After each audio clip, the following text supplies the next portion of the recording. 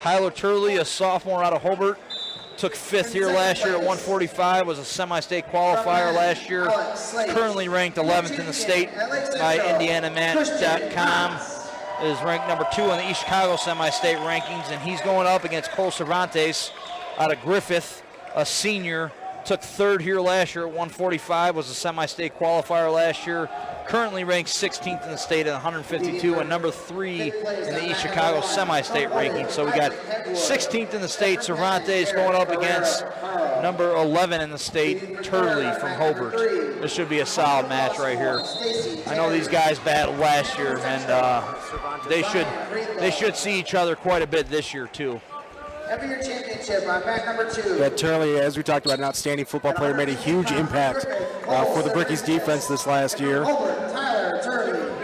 Both rocking the same white shoes, it looks like. So both got. That's a different look.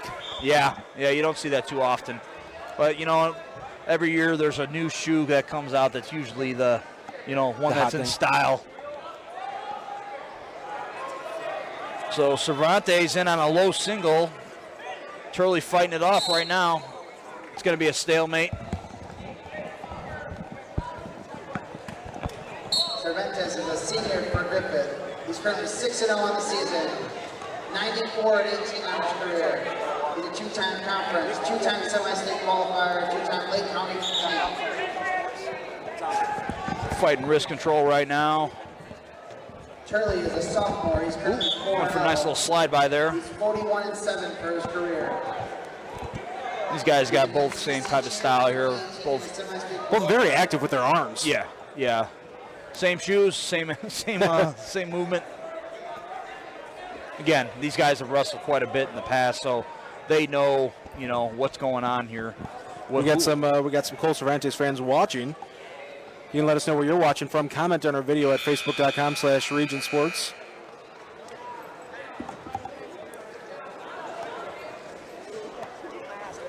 So Cole Cervantes looking to take that step forward. He took 3rd here last year, looking for that first place harvest finish. And again, Tyler Turley as a freshman took 5th here last year. So both of them taking a step forward, make it to the finals, and see if they can cap off the day with a championship.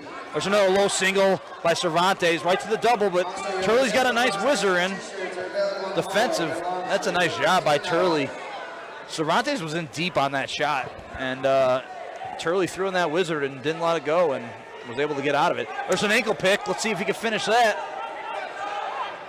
Cervantes being really active on these shots so far, but Turley's done a nice job on his defense. We're scoreless at the end of one. You said a very, very active match, though. Yeah, there'll be no score. And this is usually crucial here in terms of what you call when you're a 0-0 match, what you want to call here in terms of choice. So it looks like Cervantes won the flip. He deferred to 3rd, and Turley's going to go down. A lot of people don't think that's crucial, those decisions, but when in the tight matches, that's very crucial. And it comes down to what type of, if this guy's good on top, you're not going to go down. Yeah, there's not a specific strategy. You should always do this or that. No. It all depends on the style of wrestler. Yeah, if you know what that guy is good at, that's going to determine what you're going to choose. How much do you see wrestlers defer, though, to the 3rd? A lot of guys do. It depends on the coach. Most of the time, the decision is the coach's, and that's up to the coach. A lot of times the seasoned veterans, guys that are, been wrestling and they know what's going on, or, been wrestle all year round, coaches will let them decide on their own. But most coaches will make that decision on their end, just because the wrestler doesn't know exactly maybe what's best for him. But in terms of it's usually up to, I would say, the coach's discretion. Like, most coaches are always going to default, or most coaches are always going to choose down first. You usually see a trend. And that just goes with the philosophy of how they're coaching in their program. A lot of coaches are going to, I know Lake Central's coach usually goes down in their decision. So that's their philosophy, is like, hey, we're going to get out, we're going to get a 1-point escape, and we're going to get back on our feet. 50 seconds remaining here in the second. We are still scoreless. Locked hands. Oh, that's going to be a point. Technical violation on Cervantes, and it doesn't matter if you actually lock your hands. If your hands just touch, that's going to be locked hands, yeah. And that's going to be discretion on the ref, too. I mean, if it's just a quick slide and, he doesn't. But if you keep them there. But, if you're holding it, that's definitely locked hands. But sometimes it could just be like a finger. Like somehow that finger gets locked in there and it's locked hands. They're going to call that. So that's going to be huge there right now.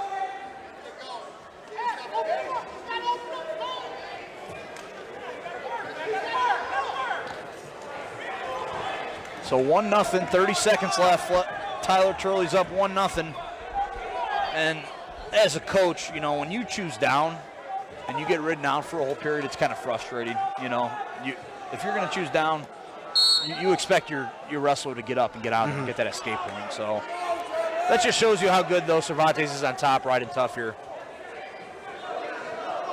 9 seconds left. Let's see if something can happen here. Oh, that could be a quick reversal. Turley moved off the whistle. That's going to be one. That's going to be huge. That's going to be huge. Still wrestling. Wow. That was some quick action there the last 10 seconds. Tyler Turley with a 2-0 lead as we move into the third.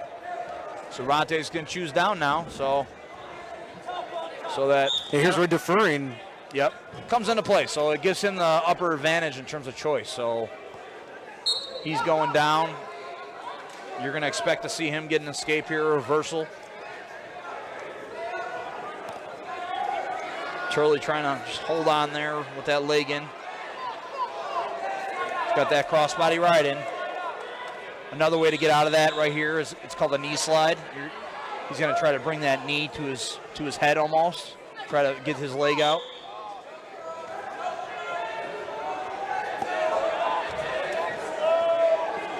.90 seconds remaining in this one. It's going to be a stalemate. Both wrestlers kind of stuck at a position, not really doing nothing. That really benefits Cervantes because he was kind of in a tough position there. Gives him a fresh start down here.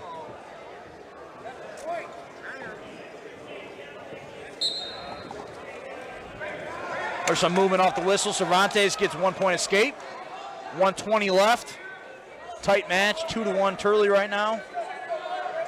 I need the top 6 finishers at 145 pounds in the award area, please. See if Cervantes can hit that low single again and finish it. Turley was defending that really well in the first period. Turley in on a single leg. Oh, Cervantes goes for a big move there. Nothing yet, though. Here the Griffith fans calling for 2. Not quite yet. Nope, that's nothing yet. Turley might come off with the 2 here if he drives into this. 44 seconds left. He might get a stalemate here. We'll see what happens. Stalemate, yep.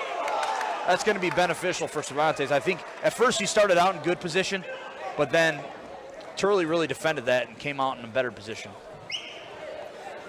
37 seconds remaining in this one. Looks like Coach Jason Cook, his first year at Hobart, is going to ask the ref to get a judgment call. Jason Cook, a name a lot of wrestlers know in the region. He wrestled at Valparaiso. I can't, off the top of my head, I don't remember what he placed, but he was a state placer from Valparaiso when he wrestled there. I don't think he was a state champ. I could be wrong. Don't quote me on that. I was going to quote you on that, Josh. But I know he was a state placer. I don't know about the state championship. He was actually at Fishers last year. He was the head coach at Fishers for a year, and then he came back. Now, Turley's getting a point. I think he said Cervantes had locked hands. Well, that's an interesting call because Cervantes didn't have the 2 takedown.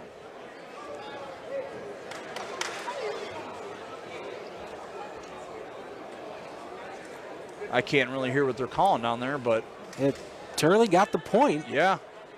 So 52 seconds left. That's a huge point here. Yeah, it really is. It's really going to get Cervantes to push the pace here, though. He's going to have to get a takedown to tie this matchup. There's a nice single leg. He's in deep on a single leg. Oh, he came out of it. Oh, knee tap. Scramble. A lot of action going on there. Nothing yet. 33 seconds left. It should be an exciting 33 seconds here. Should see some fireworks.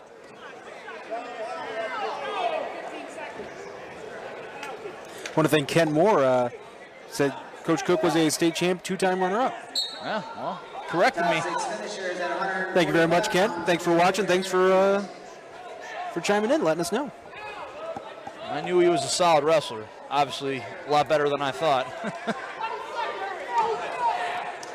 17 seconds remaining in this one. Coach Cook coached at Chesterton for a while, too. Down to 10. Going to get a stall call on Turley. 7 seconds left.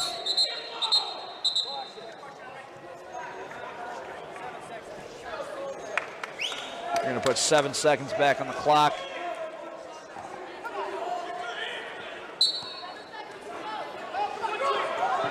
It's going to be tough. That's desperation moves trying to get in there. Yeah, down to 3 seconds now. Yeah. It's going to be tough to get a takedown here. And that's smart. That's smart by Turley. That's completely fine. He got a stall call, 1 point. You give up the 1 point, you're still up by 1. No big deal. Wins it. Turley, sophomore, comes home with a Harvest Classic championship for Hobart. So 3-2, the final score. Tyler Turley with the victory. It's going to help out Hobart's team score. And then we're going to have a top 2 matchup here. Yeah, it's a big one for the team. Yeah, it's a big one for the team race as we're moving on to one.